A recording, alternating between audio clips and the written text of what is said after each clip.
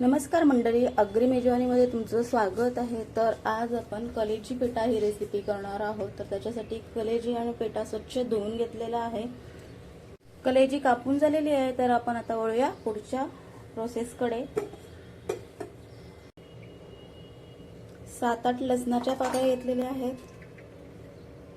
1-1.5 inch होईल इतकं 4 मिरच्या, मुठभर कोथिंबीर, हे सर्व साहित्य मिक्सरला लावून घेऊया। पेस्ट तयार झालेली आहे। तर हिरवा रंग आलेला आहे। गॅसवर पातेलं ठेवलेलं आहे। आता आपण त्यामध्ये तेल घालून घेऊया। तेल तापल्यानंतर त्यामध्ये 1 चमचा होईल इतकं जिरं घालायचं आहे। जिरं मस्तपैकी फुललेलं आहे। आता आपण तयार केलेली सर्व पेस्ट त्यामध्ये घालायची आहे।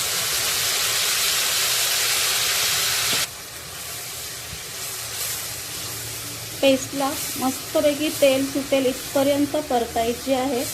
तुम्ही बघू शकता तेल मस्त सुटायला लागलेलं आहे। गॅस मीडियम फ्लेमवरच ठेवायचा आहे। नाही आता त्यामध्ये आपण हळद घालून घेऊया। 10 चमचा हळद घालत आहे।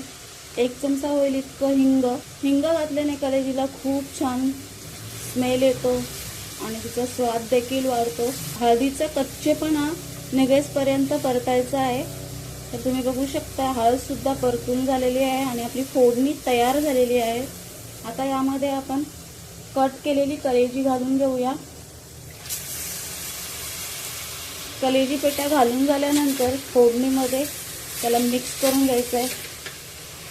खूप छान सुवास आलेला आहे आणि तुम्ही बघू शकता कलर देखील खूप छान आलेला आहे। चवीपुरतं मीठ, मी 1 चमचा होईल इतकं मीठ घातलेलं आहे। मीठ मिक्स करून घ्यायचं आहे।